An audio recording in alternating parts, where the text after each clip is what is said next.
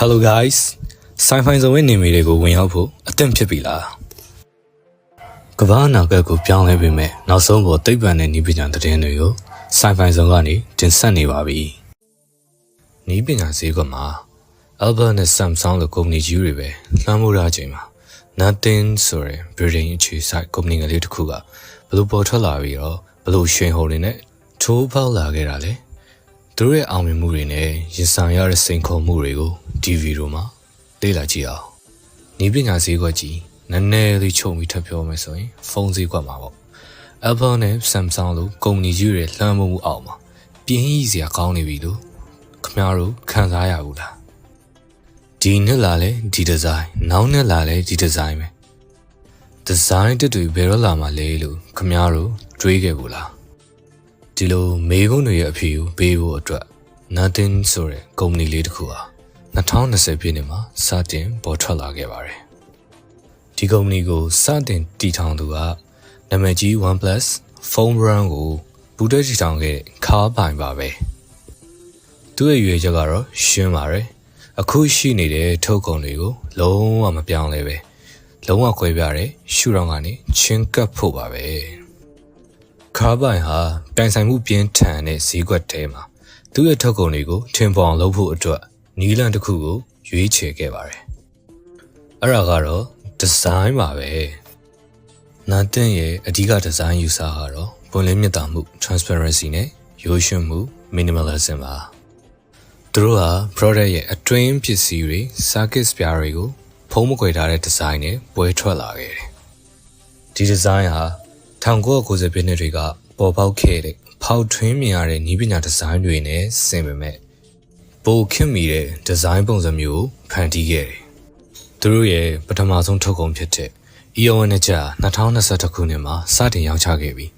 ဈေးကွက်မှာတော်တော်လေးကိုအောင်မြင်ခဲ့တယ်။ဒီလိုမျိုးအောင်မြင်လာတော့နောက်ဆက်တွဲအနေနဲ့2022ခုနှစ်မှာပထမဆုံး smartphone ဖြစ်တဲ့ Phone 1ကိုမိတ်ဆက်ပေးခဲ့တယ်။သူတို့ဟာဖုန်းမှာအထင်ကြီးဒီဇိုင်းတစ်ခုကိုထည့်ပေးခဲ့တယ်။သူတို့ဟာအဲ့ဒါကို Glide interface လို့ခေါ်တယ်။အဲဒီ Glide interface ဆိုတာဖုန်းရဲ့နောက်ကျောဘက်မှာရှိနေတဲ့ LED မီးလုံးအနေနဲ့ဖွဲ့စည်းထားတဲ့စနစ်တစ်ခုပေါ့။ဒီစနစ်ကဖုန်းရဲ့အသိပေးချက်တွေဘက်ထရီအားသွင်းနေတဲ့အခြေအနေတွေအစတွေကိုအလင်းရောင်နဲ့ပြပေးတယ်။ဒီကောင်လေးရဲ့ရွေးချက်ကတော်တော်လေးကိုစိတ်ဝင်စားဖို့ကောင်းပါတယ်။ဈေးကွက်ထဲမှာတော့ဒီလိုချေကပ်ပုံအစ်စ်ကိုတော်တော်လေးလက်ခံခဲ့ပြီးတော့တော်တော်လေးလည်းအောင်မြင်ခဲ့ပါတယ်။ Nothing ဟာ2023ခုနှစ်မှာ Phone 2ကိုထပ်မံထုတ်လုပ်ခဲ့ပြီးတော့2024ရောက်တဲ့အခါမှာတော့စုစုပေါင်းရောင်းအား$1 ဘီလီယံကိုကျော်လွန်သွားခဲ့ပါတယ်။အိန္ဒိယနိုင်ငံမှာဆိုရင်အရင်နှစ်ကထက်ကိုသူတို့ရောင်းအားက989%ကျော်တော့မှတိုးတက်လာတယ်။အဲဒါကြောင့်သူတို့ကအလင်းမြန်ဆုံးတိုးတက်နေတဲ့ smartphone ကုမ္ပဏီတစ်မှတ်တစ်စိတ်တစ်ခုဖြစ်လာခဲ့တယ်။ Nothing ဟာသူတို့ရဲ့ဈေးကွက်ကိုချက်ထင်ဖို့အတွက်လည်းထူးခြားတဲ့ strategy တစ်ခုကိုထုတ်သုံးခဲ့တယ်။အဲ့ဒါဘာလဲဆိုတော့2023ခုနှစ်မှာဈေးနှုန်းသက်သာတဲ့ထုတ်ကုန်တွေအတွက် CMF by Nothing ဆိုတဲ့အမှတ်တစ်စိတ်တစ်ခုကိုစပြီးတော့မိတ်ဆက်ခဲ့တယ်။2025ခုနှစ်မှာတော့ CMF ကိုတီးခြားကုမ္ပဏီတစ်ခုအဖြစ်နဲ့အိန္ဒိယမှာဖွင့်လှစ်ခဲ့တယ်။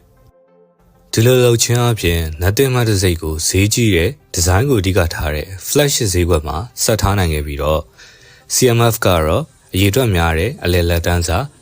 mid range ဈေးကွက်ကိုသိမ်းပိုက်ဖို့ဖြစ်လာခဲ့တယ်။အနာဂတ်အတွက် Nothing ရဲ့ရည်မှန်းချက်ကတော့ AI first AI ကိုဦးစားပေးတဲ့မဟာဗျူဟာပဲဖြစ်တယ်လို့သိထားရတယ်ဗျ။သူတို့ရဲ့ Ascension Space လို့ AI စွမ်းဆောင်ရပါတဲ့လှုပ်ဆောင်ချက်တွေကဖုန်းထဲမှာ AI ပို့ပြီးတော့ကိုယ်ပိုင်ဆန်တဲ့အတွေ့အကြုံတွေကိုဖန်တီးပေးဖို့အတွက်စူးစမ်းနေရဆိုပြီးတော့သိထားရတယ်။သူတို့ဟာလမ်းကြောင်းတစ်ပေါ်ကိုထိုးဖောက်နေနေသူတို့ရဲ့နာမည်ကောင်းတွေကိုထိခိုက်စေတဲ့စိန်ခေါ်မှုတွေကိုလည်းရင်ဆိုင်ခဲ့ရသေးတယ်။အဲ့ဒါကတော့ Nothing ချက်လို့ခေါ်တဲ့စာတိုပေးဖို့တဲ့ application တစ်ခုကိုမိတ်ဆက်ပြီးတိတ်မကြခင်မှာပဲဖြစ်ခဲ့တယ်။ဒီ application ဟာလုံခြုံရေးဆိုင်ရာပြဿနာတွေအကြီးအကျယ်ရှိခဲ့တာကြောင့်ထွက်ပြီးတော့24နာရီအတွင်းမှာပဲ Google Play Store ကနေပြန်ပြီးတော့ရုပ်သိမ်းခဲ့ရတယ်။နောက်ထပ်မကြသေးမီကဖြစ်ခဲ့တဲ့ပြဿနာကတော့သူတို့ရဲ့ Phone 3ကိုကျင်ညာတဲ့နေရာမှာအသုံးပြုခဲ့တဲ့ဓာတ်ပုံတွေနဲ့ပတ်သက်ပြီးဖြစ်ပါတယ်။သူတို့ဖုန်းကြော်ညာမှာပါတဲ့ဖုန်းနဲ့ရိုက်ထားတဲ့ဓာတ်ပုံတွေက ပုံတချို့ကဖုန်းနဲ့ရိုက်ထားတာမျိုးမဟုတ်ပဲပုံမှန်ကင်မရာတွေနဲ့ရိုက်ထားတာမျိုးဖြစ်နေတယ်ဆိုပြီးတော့တွေးခဲ့ကြတယ်အဲ့ဒါကိုသူတို့ကုမ္ပဏီကမရည်ရွယ်ပဲဖြစ်သွားတဲ့လွဲချော်မှုဆိုပြီးတော့ပြောဆိုခဲ့ပေမဲ့ဒီလိုကင်မရာအရေးသွေးကိုလွဲမားတဲ့ပုံရိပ်တွေနဲ့ကြော်ညာခြင်းကဝယ်ယူသူတွေကြားမှာယုံကြည်မှုလျော့ခြင်းကိုဖြစ်စေခဲ့တယ်။ဒါအပြင်သူတို့ဟာဈေးကွက်တိုးတက်မှုမြန်ဆန်တဲ့အိန္ဒိယလိုဈေးကွက်မှာတော့မှဝန်ဆောင်မှုနဲ့ပြုပြင်ရေးစံတာတွေအလုံလောက်မရှိသေးတာတွေထုတ်ကုန်ရည်သွေးထိန်းချုပ်တဲ့ကျူစီပိုင်းမှာလည်းအားနည်းချက်တွေရှိနေသေးတာတွေစားရဲစိန်ခုံမှုတွေနဲ့လည်းရင်ဆိုင်နေရသေးတယ်။ဒါရီဟာနတ်တင်ကစမ်းသပ်မှုတွေကိုပေးပေမဲ့ဝယ်ယူသူတွေအတွက်ကတော့ယုံကြည်စိတ်ချရမှုနဲ့တည်ငြိမ်တဲ့ဝန်ဆောင်မှုကိုပို့ပြီးတော့လိုအပ်နေရဆိုတာကိုပြနေပါတယ်။နတ်တင်ဟာစိန်ခေါ်ဖောက်ထွက်သူအမှတ်တစိတ်တစ်ခုအနေနဲ့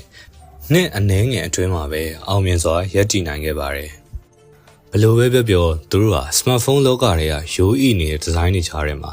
ဖောက်ထွက်လာတဲ့ယဉ်ကျေးမှုအသစ်တစ်ခုကိုဖန်တီးပေးခဲ့တယ်လို့ပဲဆိုရပါမယ်။နည်းပညာလောကမှာနတ်တင်ဟာကိုယ်ပိုင်လမ်းကြောင်းကိုတကယ်ကြီးကိုဖောက်ထွက်နေတာပါ။ဒီကောင်က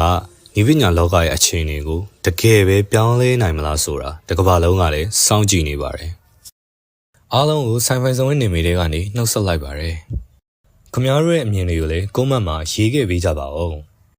ဒီလိုမျိုးသိပ္ပံနဲ့နည်းပညာသတင်းတွေကိုနေ့တိုင်းသိချင်နေဆိုရင်ကျွန်တော်ရဲ့ channel လေးကို like and subscribe လေးလုပ်ဖို့တောင်းဆိုပါရစေ။အနာဂတ်အကြောင်းတွေဆက်လက်လေ့လာဖို့အမြဲတမ်းဆိုင်ဖိုင်ဆောင်မှာရှိနေပေးကြပါဦး။